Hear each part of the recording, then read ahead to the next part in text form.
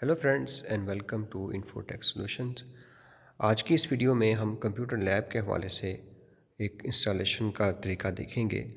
Normally ये जैसे आप लैब में देख रहे हैं कि बहुत सारे कंप्यूटर हैं और इनकी जो स्पेसिफिकेशन है वो एक जैसी है, क्योंकि ये तमाम कंप्यूटर एक ही कंपनी के ब्रांडेड पीसी हैं। तो अब होता यह है कि इनकी इंस्टॉलेशन जो विंडो की है और साथ जो उनके दूसरे सॉफ्टवेयर ऑफिस और जो भी स्टूडेंट यूज़ करते हैं या ऑफिस में जो लोग यूज़ करते हैं, तो उनकी इंस्टॉलेशन के लिए हमें बार बार विंडो करनी पड़ती है और साथ दूसरे सॉफ्टवेयर करने पड़ते हैं।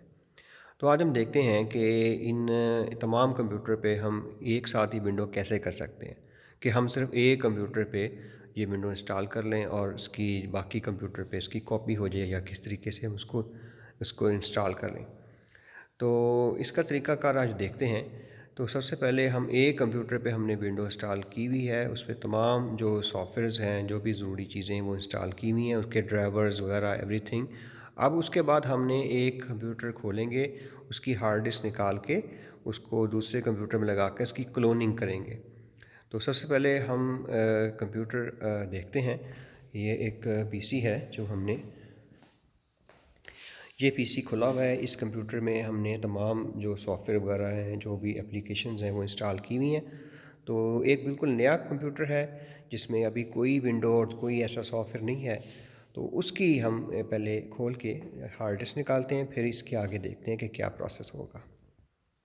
जी, तो ये वो पीसी है जिसके हमने विंडो इंस्टॉल करनी है। अब इसमें कोई सॉफ्टवेयर, कोई ऐसी विंडो वगैरह नहीं है, तो इसको हम खोलते हैं।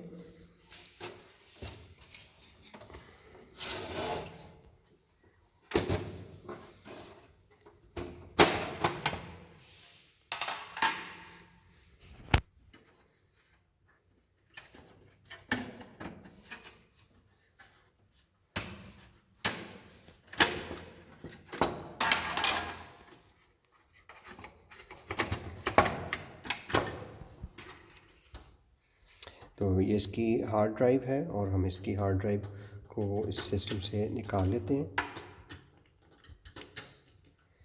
ये हार्ड ड्राइव हमारे पास इसकी आ गई है। अब इस हार्ड ड्राइव को उस सिस्टम पे लगाते हैं और फिर उसके बाद देखते हैं कि अगला स्टेप क्या होगा।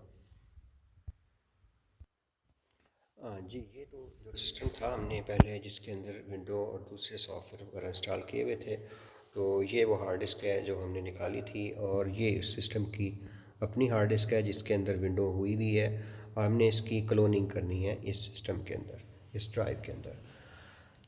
तो ये वो कंप्यूटर का आप देख सकते हैं स्क्रीन है। इसमें जो भी हमारे ज़रूरत के सॉफ्टवेयर हैं, ड्राइवर्स वगैरह हैं, वो सारे इंस्टॉल किए हुए हैं। अगर हम इसके डिवाइस मैनेजर में जाते हैं तो कोई ऐसा ड्राइवर जो है मिसिंग नहीं है जिसके ऊपर कोई निशान आ रहा हो।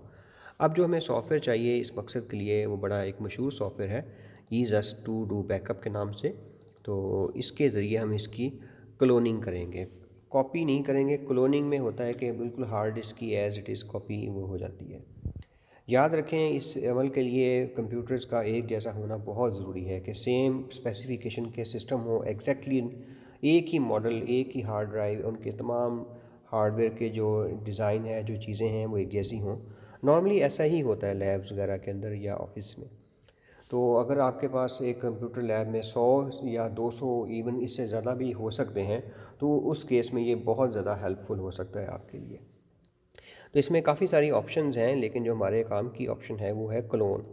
क्लोन के ऑप्शन पे आपने क्लिक करना है, और यहाँ दो ऑप्शन आपको नज़र आ रही होंगी, एक सिस्टम क्लोन है और एक डिस्क क्लोन है।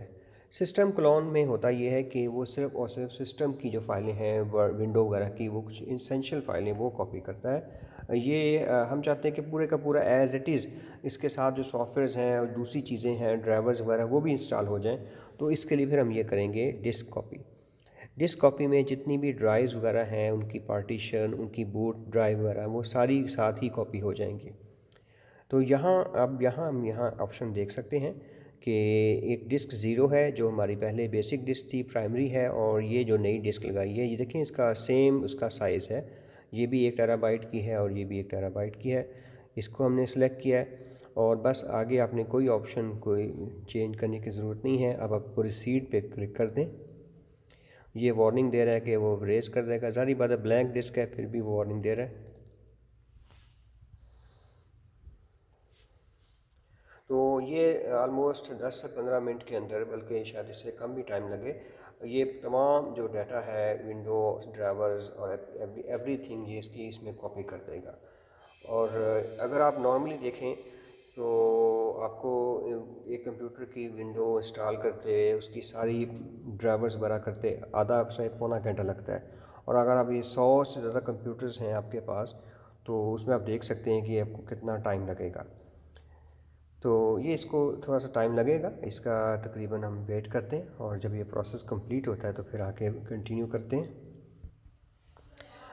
जी, तो ये आप देख सकते हैं कि ये क्लोनिंग का प्रोसेस चल रहा है और इसके अंदर ख़ास बात ये है कि ये MBR यानी कि मास्टर बूट रिकॉर्ड, जो उसकी बूटिंग की इंफॉर्मेशन है, यानी कि ये अब ये जो नई ड्राइव कॉपी होगी ये बूट भी हो सकेगी और साथ साथ इसकी रिकवरी और जो तमाम पार्टीशंस को एज़ इट इज़ जैसी हैं वो उसकी कॉपी कर रहा है।